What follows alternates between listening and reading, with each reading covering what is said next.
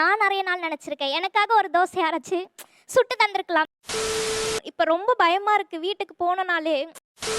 அப்பாக்கள் சமைச்சு எடுத்துட்டு வந்திருக்கீங்க இல்லையா? யார் இந்த மகளுக்கு சாப்பாடு போட விரும்புகிறீர்கள்?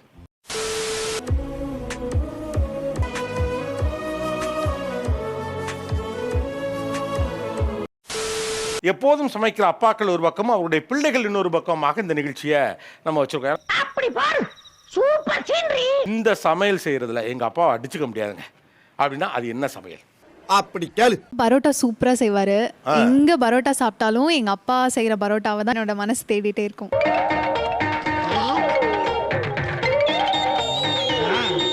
செவரொட்டி தொக்குன்னு சொல்லிட்டு ஒன்று பண்ணுவாரு. அதாவது இந்த காம்போ வந்து சூப்பரா இருக்கும். பரோட்டா சோவரட்டி தொக்கா. ஆஹா, நல்ல ஐட்டம். இன்னும் எங்க அம்மா பண்ண நான் தொடக்கூட மாட்டேன். எங்க அப்பா திட்டுவாரு சாப்பிடுன்னு. அதே எங்க அப்பா செஞ்சு கொடுத்தா அவ்வளோ விரும்பி சாப்பிடுவேன். ஆமா, ஆயத்தோட அடியுது அடைஞ்சிருச்சா எங்கிறதுக்கு நீ அலையுவிய சாப்பிடுவேன். அது கூட பள்ளிப்பாளையம் சிக்கன் வேற லெவல்ல இருக்கு. சான்ஸே இல்ல, வேற லெவல். எங்க அப்பா வந்து பன்னிக்கறி, எது? அப்புறம் பன்னிக்கறி ஏன் ரெண்டு மூணு தான் சாப்பிட மாட்டியா? பன்றிக்கறி, பன்றி, அப்புறம் கருவாடு, மீன் இதெல்லாம் வந்து வெளியில வச்சு சமைப்பாங்க. அடடா அடடா அடடடடடடடடா, ரொம்ப பிரமாதம். அவனுக்கு அந்த நான்வெஜ்லாம் அவ்வளோ சாப்பிட மாட்டான். அவன் இப்போ சாப்பிட்டுட்டு அதையவே இப்போ வாரத்துல 2 டைம்ஸ் அதை ஆக்கிக்கிட்டான். சார், அப்பா கொஞ்சம் விஷன் ப்ராப்ளம். டேடி நான் தான் பேசுகிறேன். பட் ஆனால் விஷன் ப்ராப்ளத்தோட சமைக்கிறாரா? உங்கள மாதிரி மனுஷன்லாம் இருக்கனாலதான் கொஞ்சமாச்சும் மழை பெய்யுது. பிடிக்காத சாதம். ஸோ இந்த மாதிரி எனக்கு எது பிடிக்குமோ அதை ஒரு சாதமாக எனக்கு பிடிச்ச மாதிரி ஒரு இன்னோவேட்டிவான ஃபுட்ஸ். Yes sir. அப்பா நீங்க எவ்வளவு தோசை கேட்டாலும் அது சூப்பரா போடுவாரு. ஒரு 10ல இருந்து 15 வெரைட்டி தோசை போடுவாரு. என்னடா சொல்ற? ஆமாண்ணே. 15 வெரைட்டினா என்னமா அது? என்ன 15 வெரைட்டினா ஒரு எனக்கு லிஸ்ட் பண்ணுங்க. விவரமா சொல்லு. Paneer dosa, mushroom dosa, ghee roast, plain dosa, onion uthappam, சபா இப்பவே கண்ணை கட்டுது. பிளெயின் ஊத்தாப்பம், வீட்டில் ஏதாவது சிக்கனில் குழம்பு செஞ்சாங்கன்னா அதே அப்படியே சிக்கனை போட்டு கறி தோசை, அதுக்கப்புறமா முட்டை தோசை. போதும் போதும் போதும், லிஸ்ட் பெருசா போய்கிட்டு இருக்கு. தக்காளி சாதம் வந்து யூஸ்வலா எல்லாரும் குக்கர்ல வச்சிருப்பாங்க. தக்காளி சாதம்னா அப்படிதான் செய்வாங்க. கொஞ்சம் நெய் ஊற்றி அந்த தக்காளி தொக்கை போட்டு அப்படியே ஒரு கிளறி ஒரு ஆம்லேட் போட்டு தருவாங்க பாருங்க. செம்ம டேஸ்டா இருக்கும் சார். சாப்பிடுங்க. சிக்கன் குழம்பு வந்து வச்சாருன்னா அடுத்த நாள் நம்ம வந்து ஏஞ்சி கையை முகந்து பார்த்தா கூட வாசனை வந்துட்டு அப்படியே கையிலேயே இருக்கும். இட்லி மீன் குழம்பு சாப்பிட்டியா? வாழை மரத்துலேருந்து வாழை இலையை அறுத்து ஃப்ரெஷ்ஷாக நல்லா சுட சுட சாதத்தை போட்டு தம்பின்னு தம்பியவே நினைச்சுக்கிட்டு சரியா கூட சாப்பிட மாட்டேங்க. இன்னைக்காவது வகை நிறைய சாப்பிடு. அந்த சிக்கன் குழம்பு ஊற்றி சாப்பிட்டோன்னா அப்படி இருக்கும் சார். எனக்கே பசிக்குது இப்ப. அவர் செய்ததுல சாம்பார் நல்லா இருக்கும், அடிச்சுக்க முடியாது அவரை. என்னடா சாம்பார் சொல்ல நினைக்காதீங்க, நீங்க சாப்பிட்டதுல அடிச்சுக்க முடியாது அவரை. இல்லை இல்லை, நீ என்ன விளக்கம் சொன்னாலும் அதை ஏற்றுக்கொள்ள என் மனம் மறுக்கின்றது. சட்னி ஸ்பெஷலிஸ்ட். 4 வகை சட்னி தான், ஆனால் அந்த 4மே நாக்கில் வச்சா காட்டுங்க ஐயா, இதை நீங்க நக்க மறந்துட்டீங்க.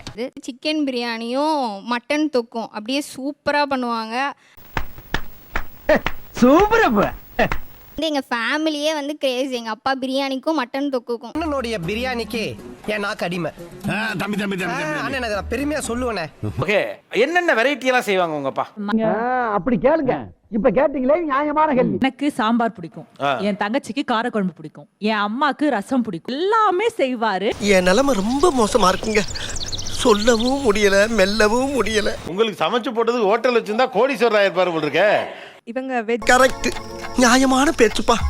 மட்டன் எடுத்துக்கிட்டீங்கன்னா மட்டன் குழம்பு, மட்டன் வறுவல், மட்டன் வந்து ஒரு விதமா பண்ணுவாங்க, சுவரொட்டி வச்சு பண்ணுவாங்க, செம்மையா இருக்கும். கை பக்குவோம், தூக்கத்துல இருந்து கூட கையை நக்குவோம், அப்படி ஒரு டேஸ்ட். சிக்கன் பிரியாணி, மட்டன் பிரியாணியை மறந்துட்டேன் நான். மட்டன் பிரியாணி எனக்கு ரொம்ப பிடிக்கும், சிக்கன் பிரியாணி என் தங்கச்சிக்கு ரொம்ப பிடிக்கும், அதனால 2. எப்ப பார்த்தாலும் சோறு சோறு சோறுன்னு. மீன் இருந்தா மீன் வறுவல், மீன் குழம்பு, இது நடக்கும். தெய்வம் இருப்பது எங்கே, அது எங்கே. நண்டு ரொம்ப பிடிக்கும், நண்டு வாங்கி எங்க அப்பா செஞ்சு கொடுத்துருவாரு. அதை க்ளீன் பண்ணி பொறுமையா செய்வாரு. ஆமா, ஏன் அப்படி பேயா அலையற? உடைச்சு கொடுத்துருவாரா? உடைச்சு எனக்கு கையில தட்டுல வச்சு கொடுப்பாரு. நண்டு உடைக்க வேணாமா? சரி, இதுல ஒண்ணு போடு. வக்கனையா மட்டும் நிக்க தெரியுது. அம்மா சுட்டா தோசை வந்து ரவுண்டா நார்மலா அவங்க சுட்டு தருவாங்க, மொறுமொறுன்னு கேட்டா மொறுமொறுன்னு சுட்டு தருவாங்க. அதானே உலக வழக்கம். ஆனா எங்க அப்பா வந்து கோன் ஷேப்ல, இந்த ஹோட்டல்ஸ்லாம் தர மாதிரி கோன் ஷேப்ல சுட்டு தருவாருங்க சார். பூரினா சைடுல கொஞ்சம் கூட இதுவா இல்லாம புஷ்ஷுன்னு இருக்கும். சப்பாத்தினா அந்த கோன் ஷேப்ல சுட்டு தருது, இந்த மாதிரி அது கொஞ்சம் டிஃப்ரெண்டா பண்ணுவாரு. டிசைனா ரொம்ப கசகசன்னு ஆக்கிட்டு வருவாங்கல்ல, எங்க அப்பா கிட்ட அது கிடையவே கிடையாது. செம்ம கிளீனா இருக்கும். அதுக்கு சூதுவா தெரியாம வளர்ந்துட்டு என்ன பண்ண சொல்றீங்க? ஏன்னா அப்பாக்கள் சமைக்கிறப்போ ஒரு பேச்சுலர் சமையல் மாதிரி இருக்கும், எக்ஸ்டெண்டடா இருக்கும். நோ சார், நான் ரொம்ப டீசென்டான ஃபேமிலில பிறந்தவன் சார். என்ன பத்தி யாரோ உங்ககிட்ட தப்பு தப்பா சொல்லிருக்காங்க sir. Well maintained, clean, disciplined, organised குக்ஸா இருக்காங்க அப்பாக்கள். Thank you your honour, thank you. ஆனா எனக்கு என்ன ஒரு கேள்வினா, அப்பா எதுக்காக சமைக்க வந்தாரு? அதெல்லாம் ரகசியம், சொல்றதுக்கு இல்ல. எங்க அப்பா ஏன் சமைக்க வந்தாருன்னா அம்மாக்கு சமைக்க தெரியாது. எல்லாம் ஒன்னால. அப்பா வீட்ல இருந்தாங்கன்னா அம்மா எந்திரிக்க மாட்டாங்க. 3 வேளையுமே அப்பாவோட சமையல் தான். அப்பா இருந்தா அம்மாவை நாங்க கிச்சனுக்குள்ள விட மாட்டோம். ஏதோ பேசுறதுக்காக நான் பேசிட்டு இருக்காத. எங்க அப்பா தான் சமைச்சு கொடுக்கணும், இல்லனா நாங்க சாப்பிட மாட்டோம்னு அடம் பிடிப்போம். எனக்கு நல்லா வரும் வேண்டாம். எங்க அம்மா படிக்கிறாங்க, அவளுக்கு சப்போர்ட் பண்றதுக்கு நான் இருக்கேன். நான் சமையலை பாத்துக்கிறேன், நீ படிமா. சூப்பர். எங்க அம்மா வந்து 8 டிகிரி முடிச்சிருக்காங்க, PhD ஹோல்டர். நல்ல மனசுமா, அப்படித்தான் இருக்கணும். அதான் ரீசனேவா மனைவி படிக்கட்டுங்கிறதுக்காக சமைக்க ஆரம்பிச்சீங்க? ஆமா சார். அட்டே அப்பா, நீ நல்லவையா.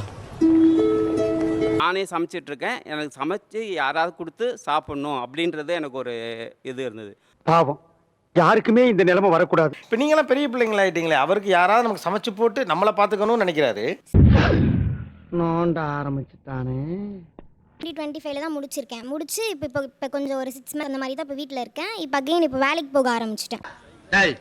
என்னடா புத்தலாட்டாது? அவங்க அடுத்து ஒரு கிராஃபிக் டிசைனிங் கோர்ஸ் படிக்கிறாங்க. அவங்க தான் சமைக்கணுன்ற சுச்சுவேஷனில் இருக்காரு அப்பா. எப்படி சிக்கிரிக்கம் பாத்தியாப்பா? இப்போ நீங்க பெரிய பிள்ளைங்க, நீங்க அவருக்கு உட்கார வச்சு அவருக்கு சமைச்சு கொடுக்கலாமேன்னு கேட்குறேன். புடிச்ச மாப்பிள்ள பாயிண்ட ஒரு பயம். இப்போ நான் தான் பெரிய பொண்ணு. இப்போ நான் சமைக்க ஆரம்பிச்சா இப்போ எப்படினாலும் கல்யாணம் பண்ணிட்டு போனால் அந்த வீட்டில் நான் தான் சமைக்கணும். ஓஹோ, தண்டச்சோரா. ஸோ நான் என் வீட்டில் இருக்கும் போது எனக்கு என் பேரண்ட்ஸ், என் அம்மா அப்பா எனக்கு சமைச்சு கொடுத்து சாப்பிடணும்னு ஆசை. என்ன ஒரு புத்திசாலித்தனம். பெண்கள் அது திரும்ப எனக்கு, அப்போ நீ பெரிய பொண்ணு, அந்த பொசிஷன் எடுத்து நீயே சமைக்கணும், அது நமக்கு ஒரு கட்டாயமாக ஆயிடுமோன்ற ஒரு பயம். அந்த பயம் உங்களுக்கு இருக்கட்டும், புரியுதா? மார்னிங் எந்திக்கணும், சமைக்கணும் அப்படின்னு ஸ்டார்ட் ஆகிடும். அதனால அவாய்ட் பண்ணுறாங்க.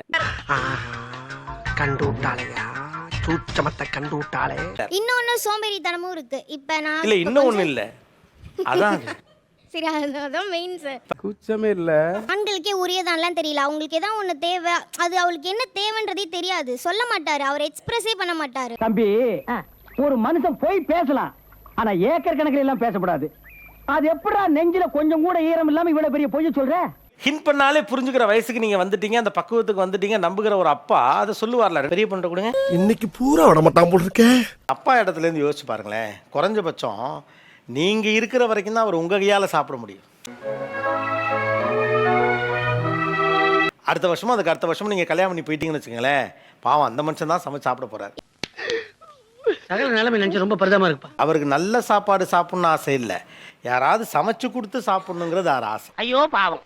சாப்பிடணும்னா என்ன சாப்பிடணும் ஆசை? எனக்கு ஏதாவது சாம்பார் சாதம் இந்த மாதிரி செஞ்சு கொடுத்தாலே ஓகே தான் சார். அப்ப கூட ரொம்ப ஒன்றும் பெருசெல்லாம் விருந்தெல்லாம் கேட்கல. இதெல்லாம் நடக்காது தம்பி, நடக்காது கண்ணு. கிடையாது, 2 தம்பிங்க வேற. 3 பிள்ளைங்களை வளர்க்கணும்னா 3 வேளையுமே வெளில வாங்கி சாப்பிட முடியாது. அதனால தான் அப்பா சமைக்க ஆரம்பிச்சாரு. பாத்தீங்களா, கவுளி கூட அடிக்குது. ஹலோ, நான் தான் ஃபீல் பண்ணேன். என் அப்பா எப்படி சமைப்பாருன்னா, என்னை பக்கத்தில் உட்கார வச்சுட்டு அவர் காய்கறி வெட்டுறாருன்னா என்னை பூண்டு ஊரின்னு சொல்வார். என்னப்பா பண்ண சொல்ற? முருகன் ஒவ்வொருத்தரோட வாழ்க்கையும் தாறுமாறா விளாடுறான்ப்பா. என்னாச்சுன்னா ஒரு 11th 12th படிக்கிறதுலேருந்து ஃபுல்லாக நானே சமைக்க ஆரம்பிச்சிட்டேன். என்னோட டேவே வந்து ஒரு மாதிரி ரோபோ மாதிரி போக ஆரம்பிச்சிருச்சு. இப்ப அழுதாவே இல்லை, நான் ஏன் அவ கதையை கேட்டு என்னால தாங்க முடியல. அப்பா செய்யாதது எனக்கு கஷ்டமே கிடையாது, ஏன்னா அப்பா அவ்வளோ கஷ்டப்பட்டு வளர்த்தாரு. எனக்கு அந்த கஷ்டம் புரியும். ரொம்ப நன்றி. இஷ்யூஸ் இருந்தாலுமே நான் தான் எல்லாமே செய்யணும். அப்போ ஒன்றா நினச்சிப்பேன், அப்பா இதை மாதிரி நினச்சிருந்தா நம்ம வளர்ந்துருக்க மாட்டோம்.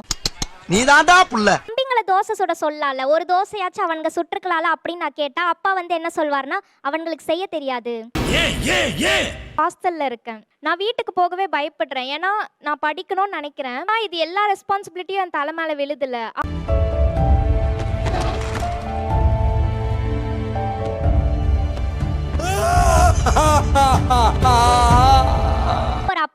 சொன்னார்ல, அது நான் நிறைய நாள் நினச்சிருக்கேன். எனக்காக ஒரு தோசை அரைச்சு சுட்டு தந்திருக்கலாமே.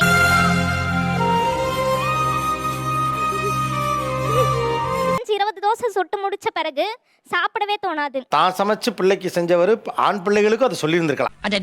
நோட் பண்ணுங்கப்பா பின்றாம்பா. இப்போ ரொம்ப பயமா இருக்கு வீட்டுக்கு போனனாலே.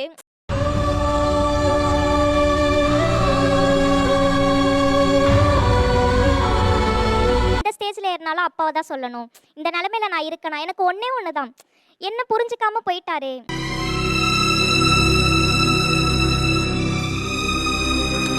ஆனா இந்த வயசுக்கே உங்களுக்கு யாராவது நம்மளை உட்கார வச்சு ஒரு சாப்பாடு போட்டா நல்லா இருக்குமேன்னு தோணுது இல்லையா?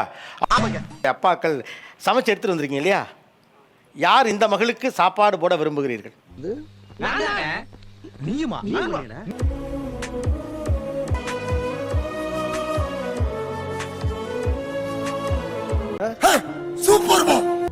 எப்படி இருந்துச்சு அப்பாக்களின் விருந்து? என் பெத்த தாயை ஓவர்டேக் பண்ணிட்டீங்கம்மா, ஓவர்டேக் பண்ணிட்டீங்க. நான் ரொம்ப ஸ்ட்ராங்கா பேசணும்னு நினைச்சேன், சாரி. உனக்கு சாப்பாடு போடணுங்கிறதுக்காக மட்டும் இல்ல, உன் வழியா எல்லாருக்கும் ஒன்று சொல்லணும்னு நினைச்சேன். என்னப்பா வேமா சொல்ல பதறு எனக்கு ஏன்? ஒரு பிள்ளை சாப்பிட ஆசைப்படுதுன்னா தட தட தடன்னு எத்தனை அப்பா இறங்குனாங்க பாருங்க. இதெல்லாம் பெருமையா? கடமை, ஒவ்வொருத்தருடைய கடமை.